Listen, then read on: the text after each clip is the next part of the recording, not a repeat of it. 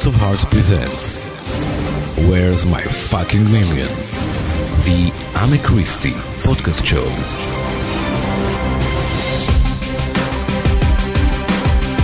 I cannot believe it. Look who I'm having today in the studio again. It's Mike and Tony. I believe these guys still have more questions to ask.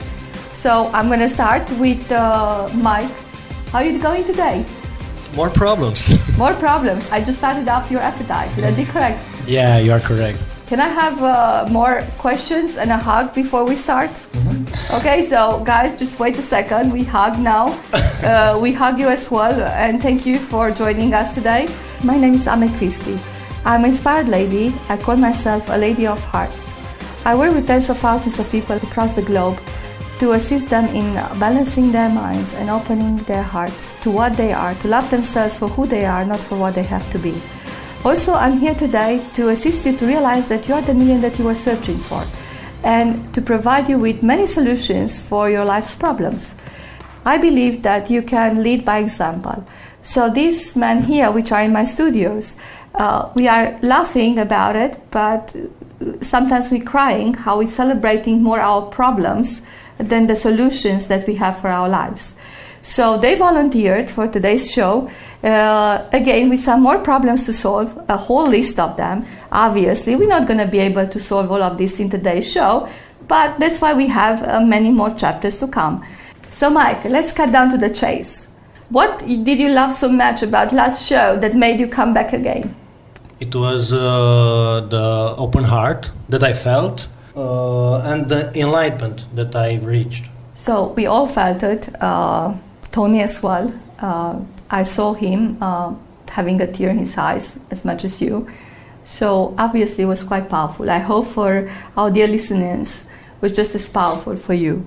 So I want to ask you, obviously I just opened up your appetite to know some more about yourself. Would that be correct? Yes. Okay. So I see in front of you a long list of questions, which I love, by the way. And I see Tony. Hi, Tony. Hi. Thank you for being here today. Hey, hello. You opened my appetite also, of course. Okay. And we were just laughing before to enter in this conversation, how we gathered here today to celebrate our problems. Mm-hmm. And hopefully, as you mentioned, you wish to have some answers for those. Yeah, of course. As I mentioned, you opened my appetite, and I just realized that I have more deep issues that I want to discuss with. I cannot wait for that, and I believe our dear listeners cannot wait for them either, as we want to make it as exciting and also entertaining as possible. So, with whom should we start? With Mike. Mike. We both going to you. So, what's the first problem, Mike? I think the biggest issue with this is I didn't think it is possible for me to have such an abundant life. So now the problem is that you realize that you have prosperity in your life. You do not know how to structure that prosperity. Would that be correct? If I'm looking at my history, I'm not a good manager of my money for myself. So do you think that the lack of prosperity which you felt until now was because of your distraction of searching for affection more than for money? I was a slave of attention and affection. So the more you search for attention and affection, your emotions run you. And whenever you didn't receive enough affection and attention, then money was not worthwhile receiving, or what was the situation? I'm a guy that the end result is not so interesting for me. So I didn't have any value in money. It was a must for me. Sometimes when we're searching for affection and attention, we're not even seeing how many people contribute financially to our life. And the money which we receive, it's filled up with our emotions. I've done a test actually onto myself, and I realized that the volatility of my finances depend on my emotions. Just as Warren Buffett said, unless you manage your emotions, you're never going to manage your money. Unless I manage my charges with people, I didn't put my charges with people in order, which was first of all both with my mother and father. Those emotions were paving, and my fulfillment from my childhood years were paving my tomorrow's experiences. Yes, indeed. So do you think that what I stated now helped you to put a little bit of structure in your ideas where all this lack of finance in your mind comes from? Yeah, it's a good perspective, and I think it's going to help me to figure out why I was such an asshole for myself. Are you sure you were just for yourself, or you were for others as well? I think that what you have, you give. So if I was an asshole...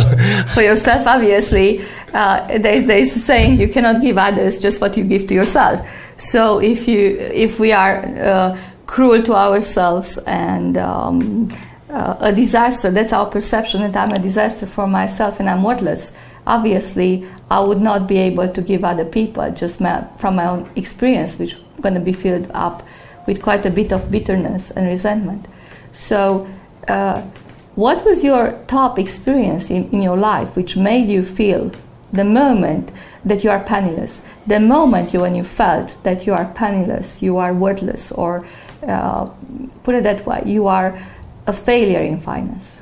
I heard many times the conversation between my mother and my father. Every single time said to my father that you are not a good manager, you are not thinking wiser, you are spending money, you are... From your mother's-father's dialogue, you came up with the idea that a man it's not a good manager in finance. So your mother was a dominating figure in your childhood. So mother was the money manager and provider, and your father was the money spender and the one who was losing the plot in that department. Would that be?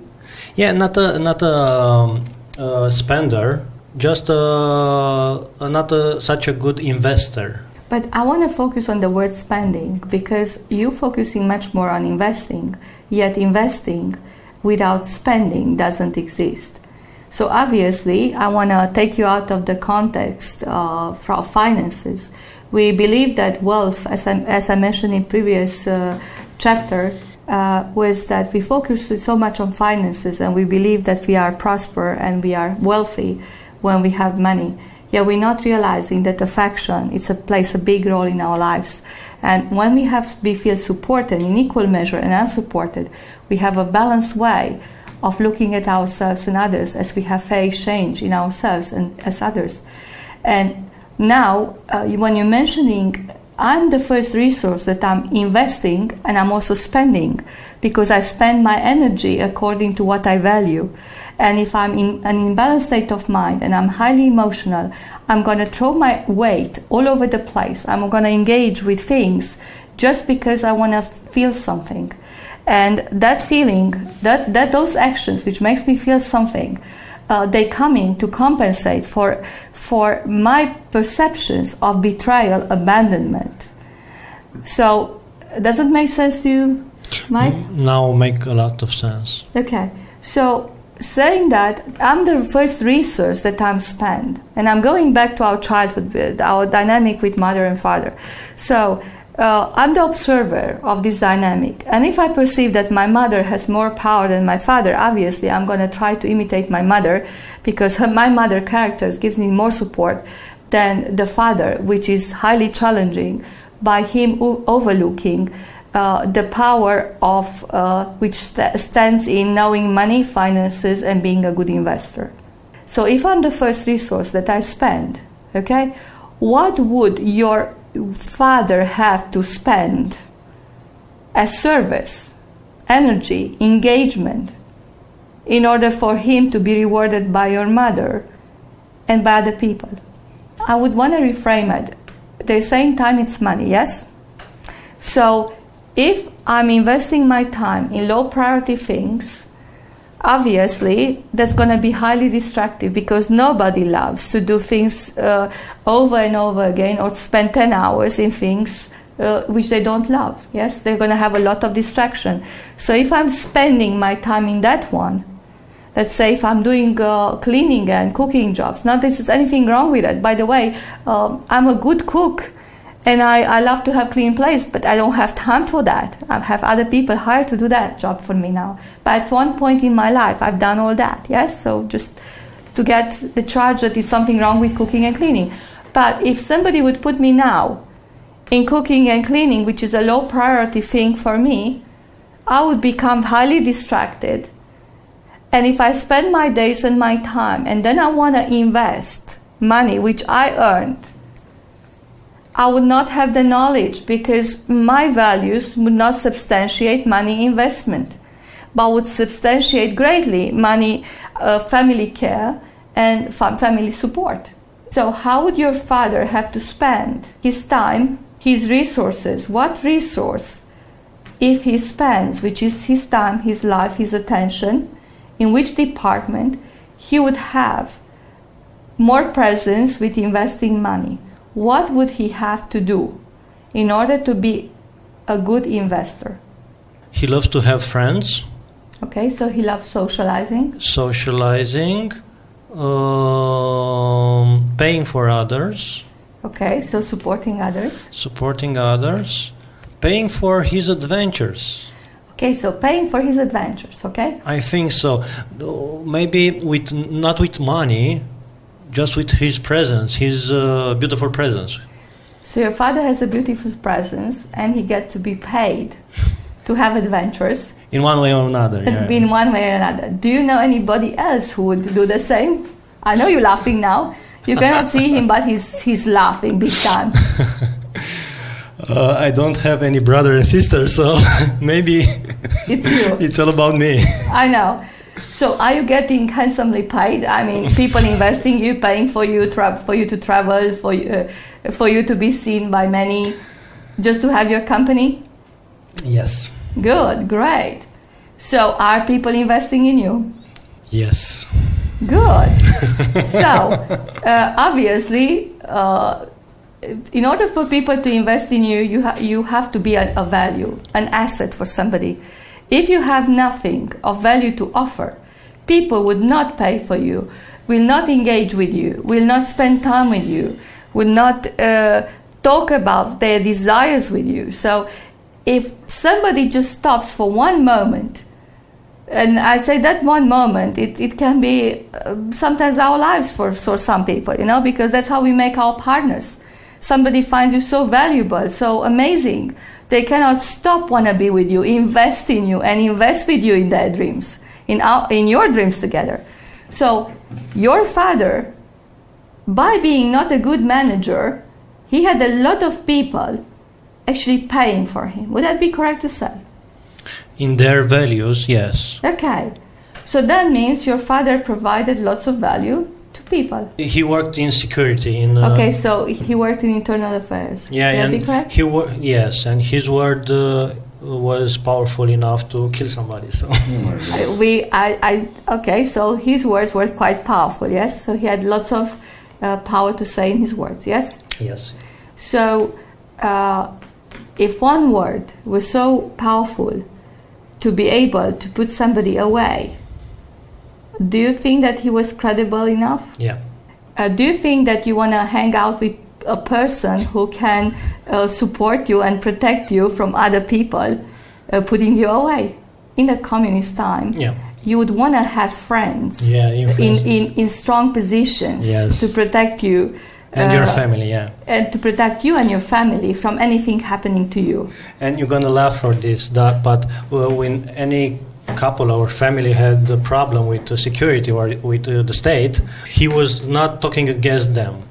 So obviously he had credibility, yes? Yes. How much that credibility is worth in dollar value for you to be safe, your family to be safe, not to be put away? Even if you do something and you say something which you were not meant to say or to do, for you to be protected and safe. How much is that worth? I mean, we're talking here about your life, by the way. Yeah, it's protecting your life, so I don't know if you can count it in the value. I would say it. How much is your life worth? Like you would, in those times, you were placed away for years, not to mention many people suffered greatly. So how much is that worth for you to be protected? Would you say it's at least $1 million worth, because we're talking here, weighs my fucking million? That's the show title? Yeah, I think that worth $1 million. So do you think your father was worth $1 million to many people? Yes. So your father's presence actually stabilized many people's lives to feel like they have $1 million. We just put a figure in there because we're talking about $1 million. Would that be said? Yes. I personally heard that many people paid for their safety and quite a bit amount of money. So in that sense, whatever, even if that was not paid for, that sum was their presence as an endorsement from your father's kindness or generosity. Yeah, for him it was not about his ego. It was about being social. So. Okay, being social. So in that sense, many people wanted to be with your father. Use my father. Well, be with your father, use your father. Regardless what you think about being used, I would advise to watch our future chapters, because we're going to talk about the meaning of the word used. Many people say, I hate to be used, I don't want to be used. But the more you don't want to be used, you're going to isolate yourself, withdraw from social life, from business life. And then, because you don't want to be used, nobody's going to use neither your services, neither your products, neither your businesses, neither your ideas. And then you're going to, as they're saying, die slowly and surely, because you're not good for anyone.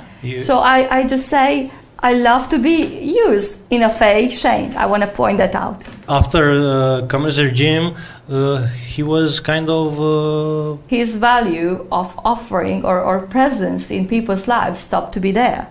And then he withdrew because he did not see how nothing is ever lost. It's just another form. Would that be said? Yeah. Can we say that actually? Yes. So how much value your father provided to you, society, friends, family, and so forth? I felt that I don't have a father, I had a God. So you had a God protecting you, yeah? Yes. So if I say to you the word God, what does it mean? Father. Father? Okay, great. What is the experience which you feel now? I mean, after we put all this picture, all this puzzle together. I didn't know my father very well in the communist regime and even now. So I felt that he has no value in this society. Looking at things in a different way, you would be able to teach your father how to value himself, to realize that he didn't lose anything, it's just in another form? I want to have that power and that wisdom to talk to him in that level of awareness. Is your father valuable and credible? Has he contributed greatly to these people's lives? Yes. Obviously, he spent his time, energy, and money investing in people, including yourself. His work, his status provided quite a bit of financial benefit for all of your family. Would that be correct? Yes. Okay. So where was his top value in the family? Where lied the top value in the family, where he invested the most? Oh, it's simple. In me. In you? Yeah. Okay. So where was his million? In me. Say it again. In where me. Was he? In me. Okay, good. I know this every time he looks at me. Okay. Every time he looks at you, you are his million, yes? Yes. So did he make a good investment? Yes. Yes, okay. So was he... By the way, we think about money and we're thinking about dollar figures, euro figures, or whatever other currency, but we don't think that our husbands, wives, partners, children, it's our first investment. And that's where our hugs and our affection and our billions lie. Okay? So you are your father's billion. I am my father's billion, yeah. Billion. I said billion, yes. So, then, was your father a bad investor? I'm asking again. I'm not a bank, so... You're not a bank. And why do you say you're not a bank? Who asked you to be a bank? Me. Okay, you asking yourself to be a bank. And why do you ask yourself to be a bank? How do you want to repay your father for his investment and you feel like you're failing on this department? In our lives as kids, we perceive that our parents give us so much. We're talking here what is actually there, yes? So our parents give us so much and they invested wholeheartedly many times. And we feel bad because we cannot repay them. But we repay them in so many ways. But then we become so arrogant because we think we have to topple their investment. And when we want to topple their investment, it means to minimalize what's their worth and value in our lives. Because when we overpower our parents with giving them back for what they invested, we're not seeing that it was their choice. We already paid our parents with what we value. We pay each other with what we value. That's why if a mother's values food, cleaning, gives the family food and cleaning. Have you eaten today? Is everything clean? Are you looking clean? Are you looking immaculate? So she want to pay you in what she values. This is my father. Good. Your mother, if she values education, she's paying you with education.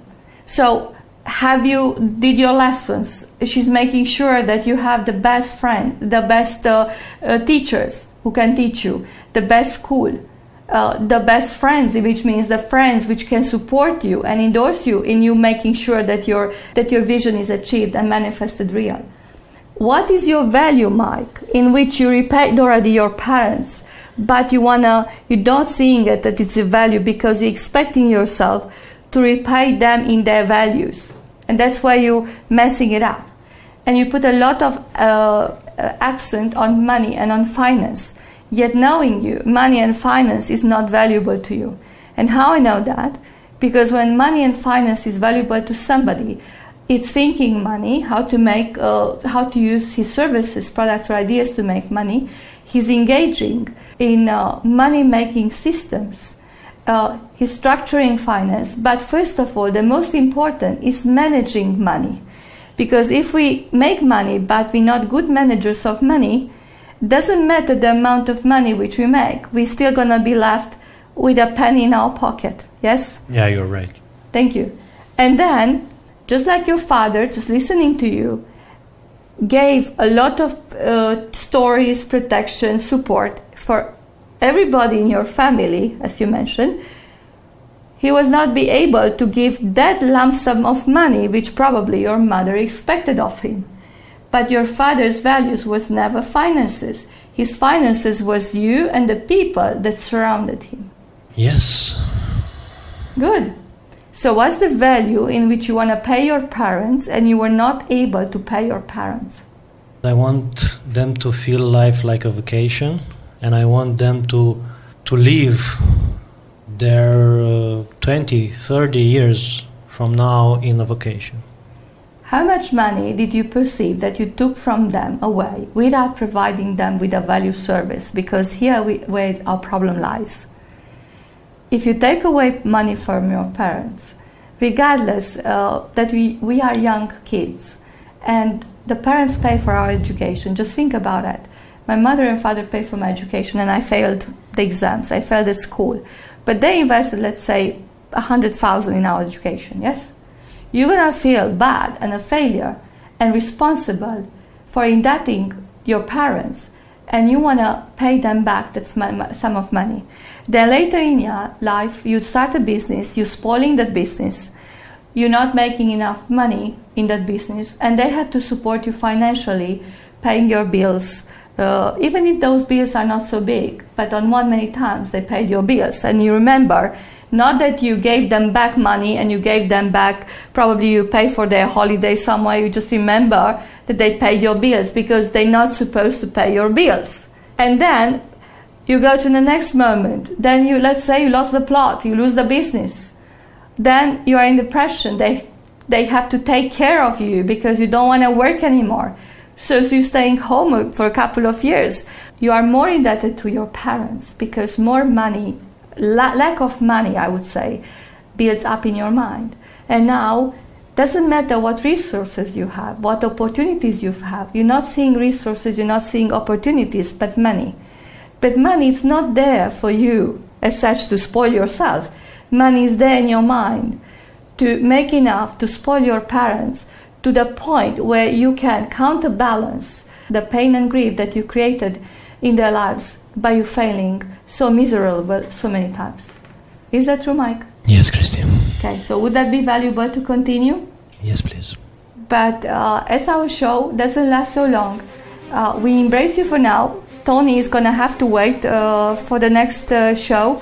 And please do come back because we have the continuous of this amazing story and adventure of Mike's mind with his fucking million. And thank you very much for being here today. Love you guys. Bye-bye. Thanks for listening. For any comments or questions, please visit our Facebook page, A'ime Cristie. See you in the next chapter.